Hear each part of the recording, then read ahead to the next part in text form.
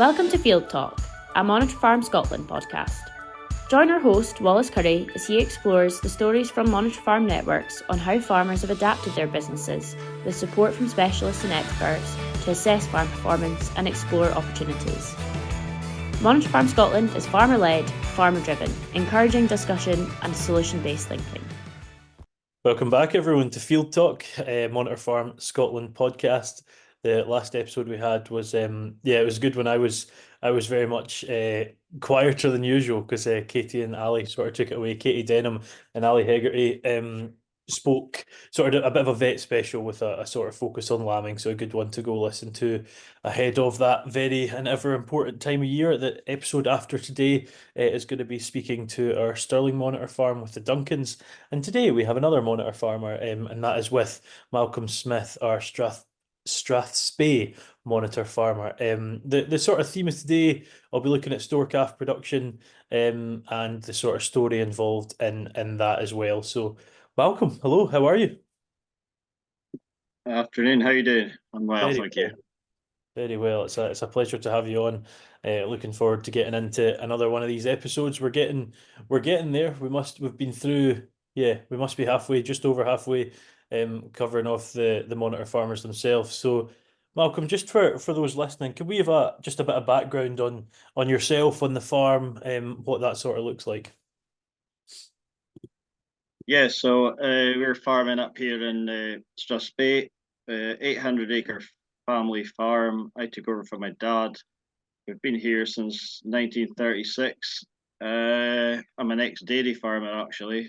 So we're in Suckler calf production, running 150 cows, calving 50 in the back end. We're kind of almost winter time, really, and the other 100 in the spring.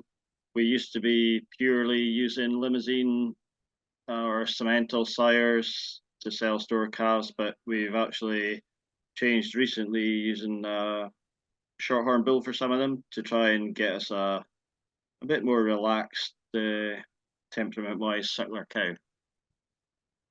How are you finding the shorthorn? I'm loving them. They're really quiet and really amenable to work with. And Tell us as I get, No, sorry, on you go. Sorry. I was going to say as I my years are advancing, like, getting a bit slower. It's much appreciated. Oh, you're a young man yet, I'm sure, Malcolm, young man. Tell us about the jump from dairy. Was that when you were younger, or when was that? That was 2003. We actually finished milking cows then. It was just a culmination of a few things. My parents retiring, us starting a family, and poor milk prices, and it was a no-brainer, really. It wasn't a profitable enterprise to be in, and the quality of life when you're working 7 days a week milking cows is not really conducive to a happy family life. So I don't regret it. I do miss milking cows, but I certainly don't regret the move into suckler cows. And it also came about at a time where I had the opportunity to kind of double the size of our unit by renting another farm. So that gave me the opportunity to have a decent enough size herd that would sustain us. If someone said to me, and I thought it was really well put, I miss milking cows, I don't miss doing it 14 times a week. That sort of constant. Yeah. They're nice to work. They are the nicest cows to work with, I would say. But there's lots of sayings goes with dairy, and then one boy said to me, "It's not the cows that are tied to the neck, it's you." So yeah, for sure. The farm itself, I'm guessing, Malcolm, based on the duration you've been in it, you said you've taken on an extra rented part. Is the core of the farm owned though? Is that right? Yeah, so luckily in the 90s, we got the opportunity to buy the farm from our estate when Dad and I were farming together. And so we've been owner occupiers since the mid-90s. Oh yeah. And a bit of a family affair, staff-wise. It's yourself, your partner, and your two kids. Is that right? Involved? Well, I've got three boys. One has no interest in farming, which is quite handy. The youngest one, he's coming back home, Hamish. He's just going to join us back home as well. And Calum, he's worked with me virtually since he finished school, on and off doing other contracting jobs. Yeah, no, good. It's quite nice things like that. The Monitor Farm podcast, obviously, Malcolm's looking at the involvement of the farmers themselves. There's probably a hint of it as well towards, getting people involved for next batches of Monitor Farmers. Tell us why you chose it and how you sort of came across it. I've been aware of the Monitor Farm program for quite a while, but hadn't been to many of the meetings.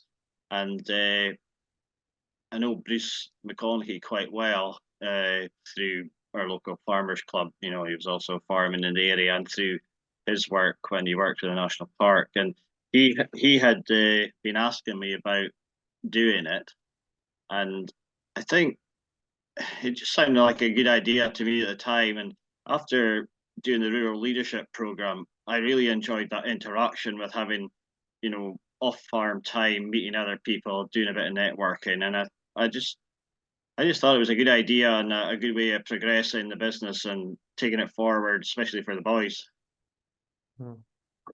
It's what have you found it? That was sort of your perception of it, what you expected from it. How have you found it? You're just over 2 years into 4 at the minute, is that right? Yeah, we're just into our third year now, and yeah, I'm loving it.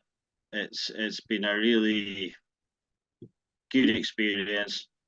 A lot of hard work at times, but just the response that you get from, friends, neighbors, peers that come to the open meetings and just really seem to get a lot out of them. It's quite inspiring that you can have this effect in amongst your farming community. Yeah, and you have that sort of core team around you, don't you? That sort of like almost not support group, but other people that have a sort of vested interest in what you're looking into. It's almost like I guess it is a bit of a support group. How have you found that?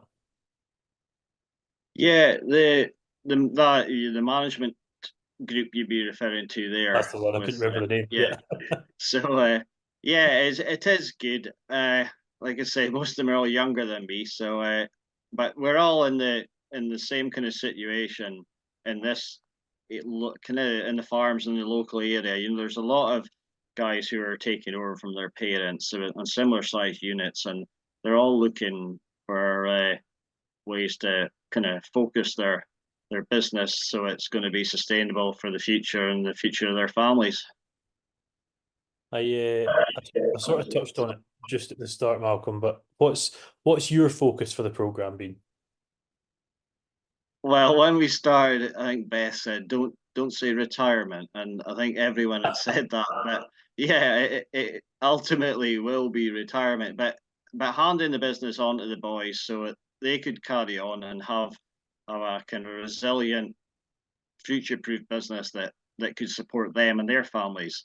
So that was one of my main aims, and just to look at our system and dig down into it and see what improvements could be made to make it more profitable. Yeah, and one of the primary focuses, my understanding is focusing on nutrition. And is that have you got strict rations for your store calves? What's the sort of plan there? Yeah, so coming from the dairy and background, we were all we were pretty focused on tailor-made rations for the cows at whatever stage of lactation they were in. So yeah, I've probably been baking it the last wee while with the beef cows, thinking it wasn't so important. But with the help of Cad and Stuart, we've been looking into what we're feeding and just kind of trying to tweak everything and reduce the cost as much as possible, but at the same time, making maximum use from the home produced food that we have on the farm here. So yeah, nutrition has been one of our main focuses to try and increase efficiency and profitability. Is that primarily grass based? You were talking about sort of homegrown, or have you got barley on the farm as well? Yeah, we do grow enough cereals that we can take the calves right through to spring sales. So but it's not really it's not a cereal growing area up here really. So it's part of our rotation that, kind of traditional uh, upland farm grass, turnips, a wee bit of barley rotation that we've been doing. And but then that's something that we're looking at as well. Is it necessary to do all this ploughing and extra work? And do you get enough value out of? Because we don't get huge yields. If we get 2 tons an acre, we're doing really well. Quite stony ground, it is good ground, but there's a lot of work attached to turning the fields over and putting in a crop of barley. Yeah, and it's that battle of do we buy, comes at a cost, what, yeah, sort of having that sort of flag packet figures is a discussion to have. But the question I had to the nutrition side, Malcolm, was you said about when you went from dairy to beef, maybe scrutinising it somewhat less than you were when you were in the dairy world, and then you've made that sort of transition back to that. What was the biggest change you saw from that period of early beef production to then looking at the sort of stricter nutritional change?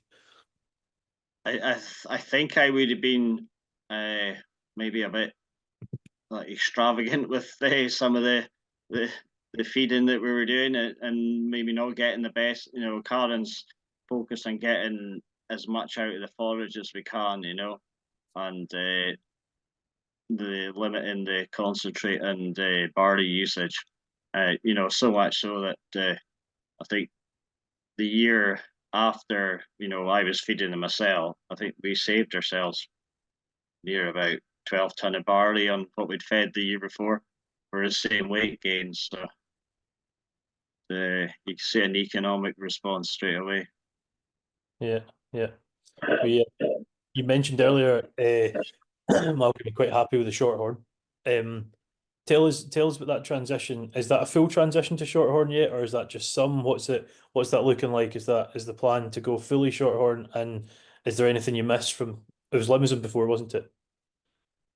Yeah, yeah. Well, no, I would say we were probably a third. Probably a third of the calves are shorthorn calves now. Our market is that spring calf sales in Thainston, for stores, and the limousines do sell really well at these sales. So we don't want to lose that trade just now. We're just away to sell our first batch of shorthorns this week actually, and that I'm very pleased with them. They're not as shapy to look at as the limousines, but the weight gains have been really good. So I think, although maybe it's not a fancy carcass to look at, it's a heavy carcass, and I'm hopeful that the figures are going to look quite good on it. I think we were nearly 30 kilos ahead up on weaning weight from when the limousines were coming in. So yeah, they're certainly looking to be like a heavier carcass for us anyway. And what's the opinion of Calum, who's also involved? Is Calum a big fan of the shorthorns too? Yeah, he was, and well, I let him and Sammie pick the bull, so yeah, he's quite pleased with his first crop of calves off of the one he chose anyway. So yeah, it's but like I say, a lot of it is down to the ease of management as well, and we're hopefully going to be breeding a cow more suited to this area really, because we were getting too pure in the replacements we were breeding using the Limousin. Yeah. On the health side of things, Malcolm, on the yeah, looking more at health.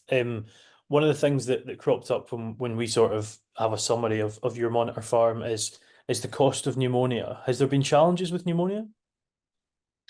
Yeah, yeah. There's always been that little niggle in the background. Every winter you're watching them.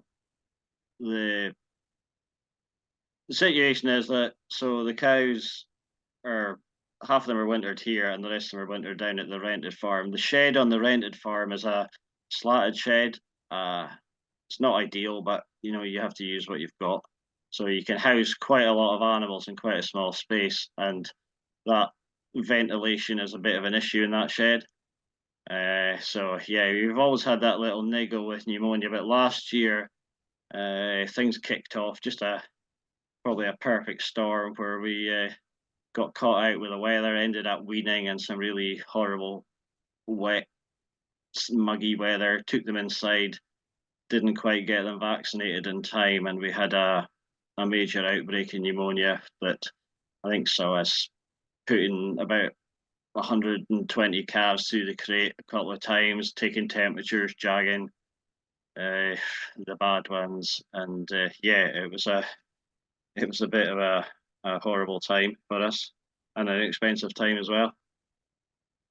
Yeah, I think that you said horrible and expensive. The horrible thing, it's one of those ones that almost goes without saying, and don't feel you have to delve too deep. But when you say expensive, did you sort of note the price, the cost of it, or was that just, you knew there was a lot more labor and medicine going into it? Yeah, well, not just the medicines, but the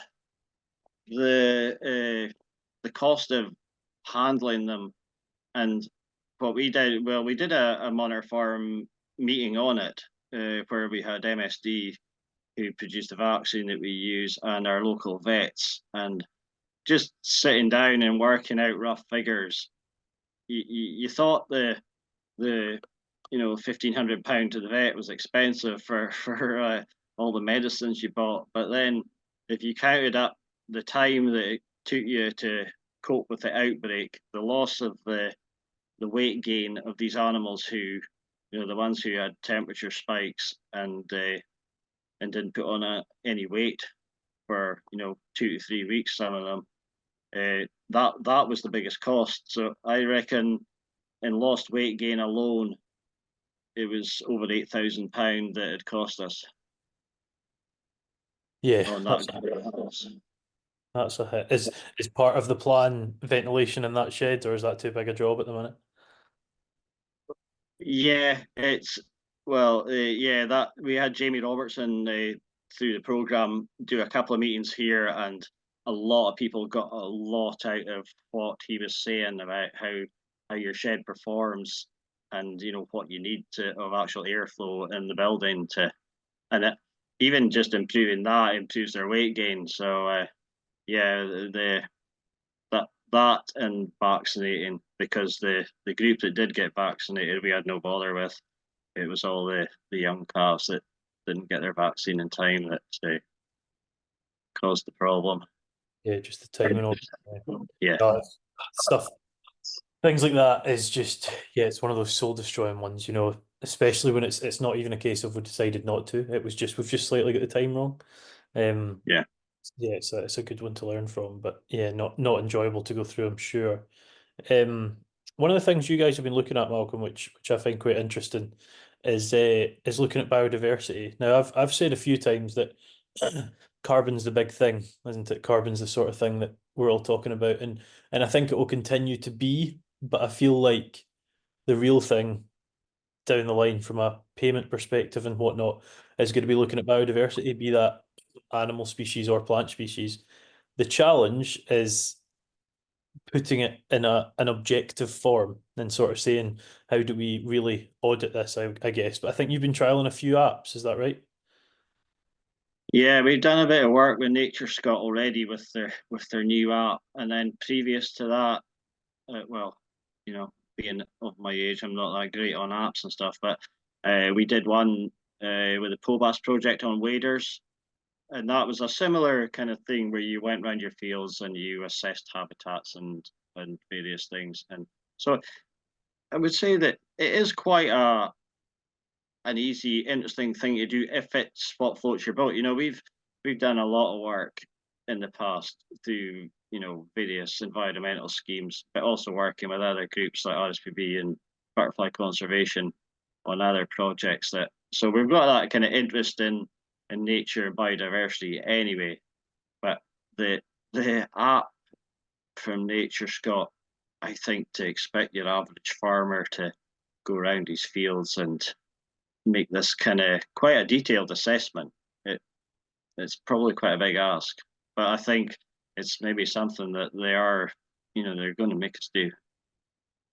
I do think these things ease over time. It's not, yeah, at the minute it might be a challenge, and I also feel like you overage your age, because you either look very well for your age, or you make yourself out to be older than you are. These things are always a challenge at first, and my mum's been trialing a thing at the minute, and can I for the life of me remember what it's called, but it doesn't really matter. But with time that it comes, and it does get easier, especially if it gets the thing that, like you say, producers have to do it, then yeah, I could see Yeah. that it would get easier. But do you send that feedback to Nature, Scott, or is it happening as it goes? The first one was, yeah, so that was kind of live. So when you were like say finding different stuff, then it was going back to them. But the last one was basically it was just habitat mapping your farm and doing a little bit of assessment. Then they've taken that information and they're looking at it. So I really don't know what's going to come back next. But like I say, it's really interesting, and it's educational at the same time, because they've got these fantastic identifiers for plants and everything that you can you hear all these names, especially when you're like walking around the farm. Like, so we've had Anne Elliott from Nature Scott come out and do like a biodiversity survey, and she's just a huge source of information, and she knows thousands of plants and insects and everything. And I love going around the farm looking at all this, and I think if more farmers were aware of what they have, actually at their fingertips, they maybe just think they're just farming, but they're not. They're producing this fantastic environment, and this is something that the message we're needing to get across to the general public, that we're doing a good job already, but we can always do better. But this, we really need to get this message out, and I think part of the Monitor Farm program and doing what we've been doing is part of it. Although you may be preaching to the converted a wee bit when it's just farmers that are coming, but anyone can come along to these meetings. And some of the best feedback I've had has been from like members of the public not too connected with farming, and they've come out and they've just said, whether it's been, like, so we did do a biodiversity one. We also did like using alternative fertilizers and various other things, and people are really getting a lot out of coming to the meetings. I think you're right about we need to almost shout louder. Even our farm at home. I don't know if I said this, Malcolm. I'm from the Isle of Arran, and our farm there, we did a biodiversity audit, and I'm not going to say the number because I don't want to say the wrong number. But Mum has a folder, Mum and Dad, but I think my mum that more focused on that, has a folder of all the species that they were able to get photos of, again, plant and animal, and it's brilliant. It's absolutely Yeah, brilliant. I mean, it's about as diverse as you can find, yeah.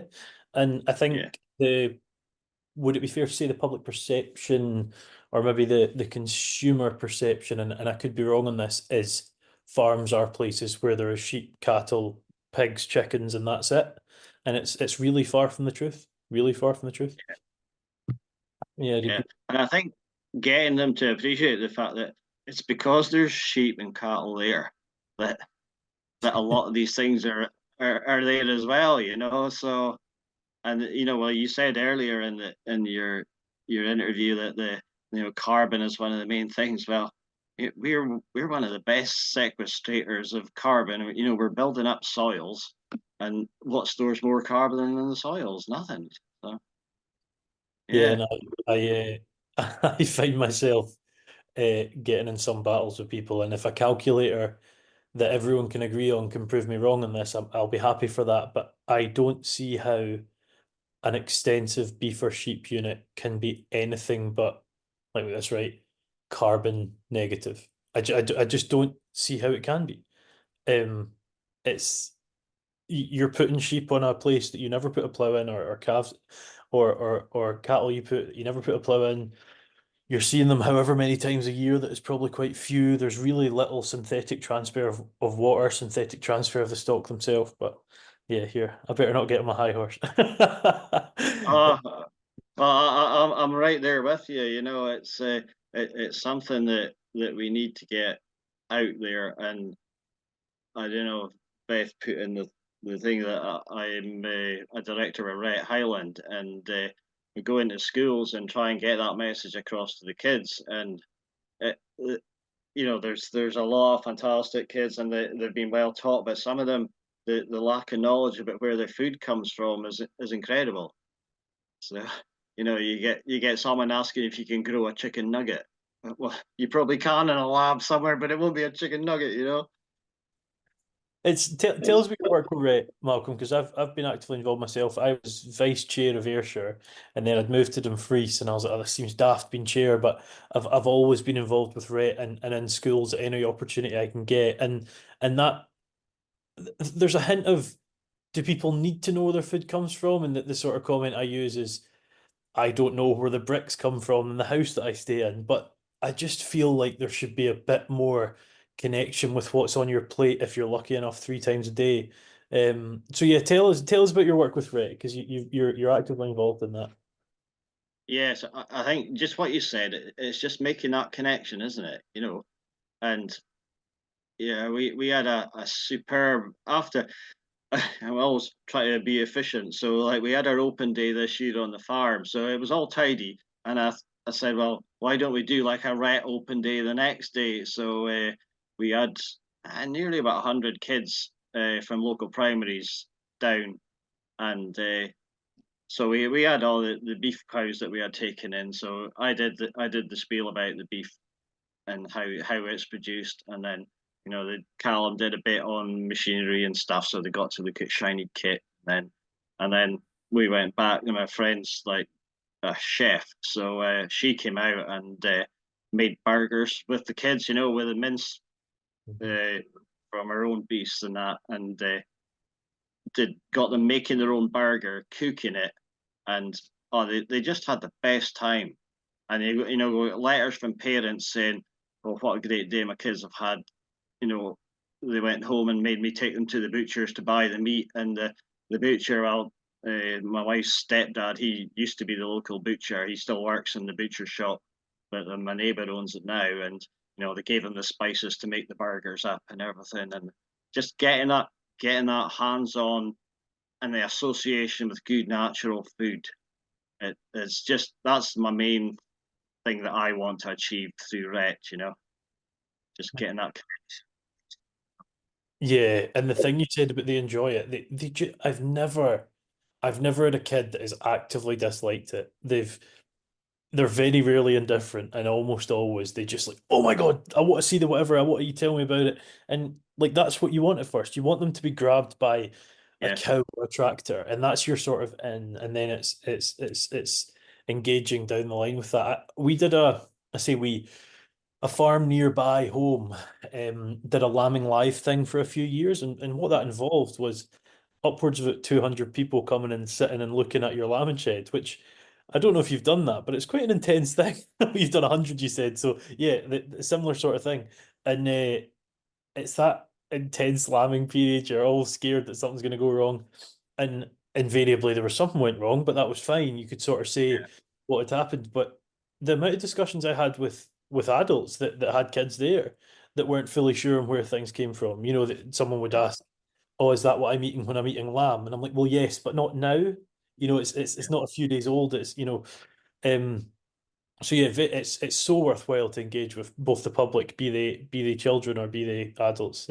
So no. And what's your position with Rett? Sorry, you're a I'm a director, so yeah, well, a grand title for someone that's unpaid, and you just end up going into schools and talking to kids and or taking them around here. It's something that we always did as you know when mum and dad were here, and we actually had our own milk crown too, so we had that connection with the public, and used to take the local primary schools out, when you could just have kids on without doing risk assessments, and mother did home baking, they all had a wee picnic and everything, and they got to like go and let the calves soak their fingers and stuff like that, and now everyone's running around and wiping them to make sure they're sterile and all that, but it is just that connection, and getting them on the farm, and actually, like you say, they love to touch stuff and get involved. So we had like like a mini calving simulator as well. So they got to like stick their hand in the back of this thing and then pull like cuddly toys and stuff like that, you know. But it was just fantastic to get that. And I know it wasn't at the one red day that they did on a state farm where the gamekeepers actually showed them how to skin a deer, and they were actually, you know, Fran, our facilitator, she said couldn't keep the kids away. They were wanting to like pull the skin off, and then you know they made the burgers from it and everything. After that, they all had venison burgers and stuff. So yeah, you you had that kind of oh God, oh you kill the poor cows kind of thing for a start, and then when they made their burger and smelled it cooking, they were like couldn't wait to eat it. You know, so Yeah, and I think understanding that's not a bad thing. I think that we're all in farming. It's not our favorite part of the process. I think it's fair to say. you know, But to understand that and then go home to eat what is probably what they've been eating anyway, maybe a higher quality or something like that, yeah. and actually understand that I think is so valuable. It's so valuable. Yeah, it is. Away from rate, Malcolm, because I could speak to you about rate forever. Just back to business. What's next? You're 2 years into this process with the Monitor Farm, so you've got 2 years left. What do you think you're going to get more from the Monitor Farm program continuing what you're doing, or is there more plans sort of in the pipeline? And then after that 2 year period, what's the plan for home? Yeah, well, back to retirement again. But uh, the yeah, in this area, we kind of struggle to for opportunities for expansion. The because we're not with the kind of main estate in the area, anything that comes up kind of goes to. There's a few favoured tenants, and they seem to expand all the time. So the other farm I have is a private landlord, and we get on fine with that. But it's still not big enough, really, for to have us all on the farm. So I've actually gone and taken a job at Cairngorms National Park as the agricultural advisor. Just a new job they advertised recently after I think a wee bit of a kickback from the farmers as to not being listened to, and so hopefully I can build that bridge between the park and the farming community. But that aside, it's given me a chance to move it out of the farm a wee bit and leave the boys to have a go themselves. So that's my plan for succession is the two of them taking this farm forward, and hopefully by doing it through the Monitor Farm program, it'll focus them as well as to what they need to be looking at to have a successful and efficient business, but also one that delivers for the environment as well. Looking at succession, Malcolm, how have things that we saw in the budget affected home, or are you in an okay place regarding IHT, APR, all that sort of thing?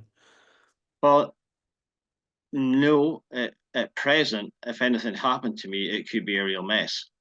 So certainly that focuses the mind. But again, through the Monitor Farm program, Beth arranged a succession planning workshop, or arranged for us to be able to attend one down in Carlisle that I went to with Hamish and Calum, and yeah, it really focuses everyone's attention as to what we need to be doing.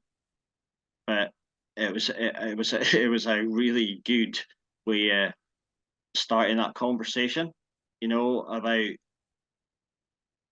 what happens next and what they want to do. And we had a great journey home and on the way back from Carlisle. Like it was that kind of talk all the way about, you know, what they were planning and what they thought they could achieve. And so yeah, I think yeah, succession is a big thing that isn't talked about in farming generally. You know, farmers are not the best at sharing, are they? And I I think actually, that I think everyone isn't. I think we see it in farming, because we're in it, and my parents and I have an excellent relationship, and we haven't had it, So it's we haven't had it, but we know we have to have it, and we're not scared of having it, but we haven't for whatever reason.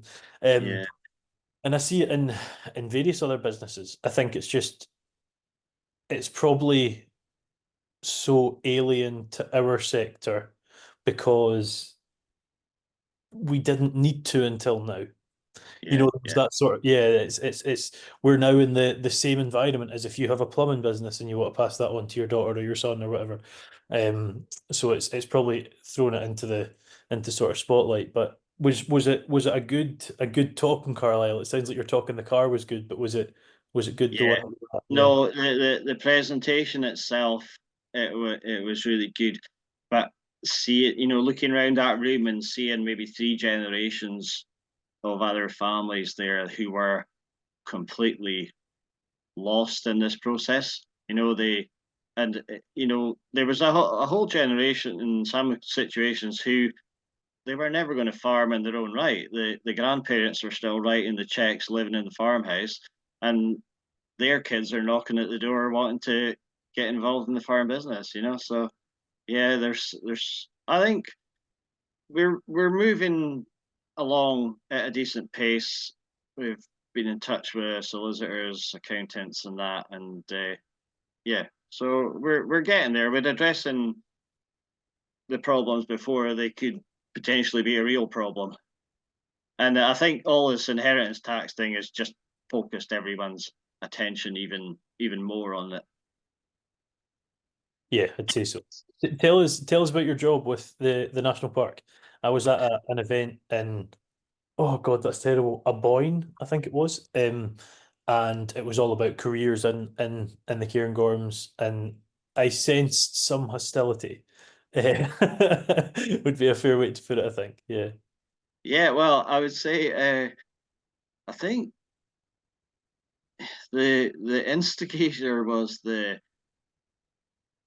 release of the beavers really, and I think the fact that the farmers felt they hadn't been listened to, and they they had a little tractor. Probably, I think it was the first tractor protest in the country up in Granton and Spey, and there's about, I don't know, 25 tractors have appeared outside the national park building one night, and I think that got their attention and thought, oh, we really need to do something here to kind of get everyone on the same page, and I think they didn't appreciate what came from farming in the area as well. So I haven't started the job yet, so I haven't had my full brief as to what we're doing. But kind of liaising between the farmers and looking at the changes that are coming with the agricultural policy and then helping farmers adapt to that as well.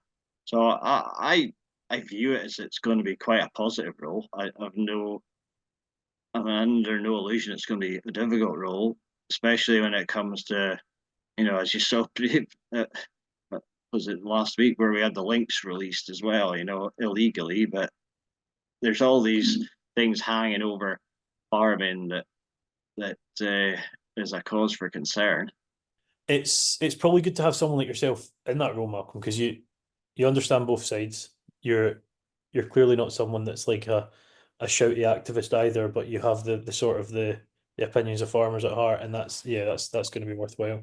There's one question I have that I meant to ask you right at the start, um, and it was your calving split. Is that a challenge? Is that useful? You're some autumn, you're some spring, so about a third and two thirds. Is that right? Yeah, again, I'm not sure if it's the tail wagging the dog, but the what the shed space we have and the available land, it it's the one way I can carve everything in sheds where I can keep an eye on them, and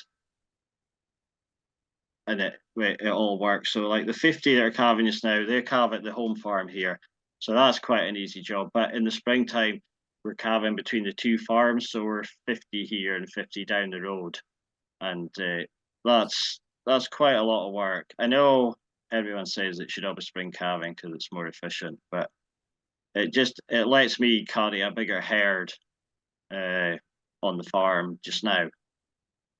We're looking at that currently with Kirsten Williams to see, and just on her initial figures, yeah, the back end ones are more expensive to keep.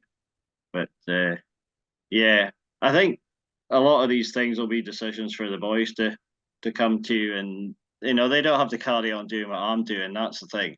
It's just a system that I've evolved after giving up dairy, and we can look at it again, and if they don't want to have 150 cows, then they can change it. But as long as they can make enough money doing whatever else they choose, then I'm quite happy for the things to change. I think that positive outlook is a really good foundation to start on, though. If they want to continue the exact same, or if they want to differ, it doesn't matter. That fear of, oh, but mum and dad have said I have to do this is probably what curtails children of the parents getting into it. So I think that'll help massively. It's been a pleasure to chat though, Malcolm, to go over your involvement in the Monitor Farm, what you see it as, how you got in, what you're doing, all that sort of thing. So thank you for your time. It's been a pleasure. I think just going back to that, Wallace, what you're saying, I think especially on family farms, when it's that small group, there's a huge amount of pressure on the next generation coming up to perform and to not be the one that fails. And I would say when I had to stop milking cows, I felt a bit of failure by doing that.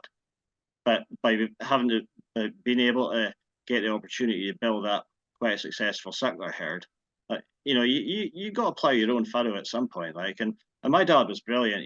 He made that transition for me to take over the farm here really easy. And I had two brothers, and he managed to sort everything out between us that we all got a chance to do what we want to do.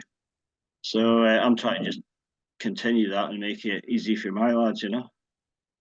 Yeah, and we spoke to someone about this, and I think I had an article in, I think it was the Farmer, about I'm heir to a farm, I'm heir to that. That's fine, and I like to try and focus on the positives I can. I think with the transition in the budget is it opens up this. There is, like you talk about, this sort of generational weight, this pressure that I have to do right by what I'm given here, and I think it alleviates that in a few different ways. And we don't need to go into that in depth at the minute, but it's yes, it is scary, and it causes a few issues. And if you are within that 7-year bracket and you don't know how long your parents have got, or you are the parent, that is not a nice situation. But let's go further than 7 years from now. I think it probably isn't the worst thing. No. Yeah. But that's probably. I think a lot of the changes that are coming, even like the 410-day thing, a lot of people are up in arms about that. But it's like you should be coming within that anyway. So it's not all bad. I'm positive about the future that we have, especially with I don't do sheep, but like suckler cow farming. I'm quite positive about there's being a future in it for us. Yeah. Pretty good note to end on. Positive. Yeah, thanks. Yeah, farming. Very good. As I said earlier, thank you for coming on, Malcolm. It's been a pleasure. I have fair enjoyed that chat, and for those of you listening, I'm sure you have too. That was Malcolm Smith, the Strathspey, which I'm really struggling to get my tongue around for some reason. Strathspey monitor farmer, looking at store calf production, but we got into various other topics there as well. The last episode we had with Katie Denham, who works at Glasgow Uni Vet Lab, and Ali Hegarty, who's Stewartry Vets from memory. I'm going to be in trouble if I've said the wrong one there. Doing a sort of lamb and vet special, which was really good to listen to as well. The next episode with the Duncans is going to be the Stirling Monitor Farm, and we'll continue to do that until we have interviewed all of the Monitor Farmers. So thank you very much for listening to Field Talk, the Monitor Farm Scotland podcast, and we shall see you for the next one. See you then.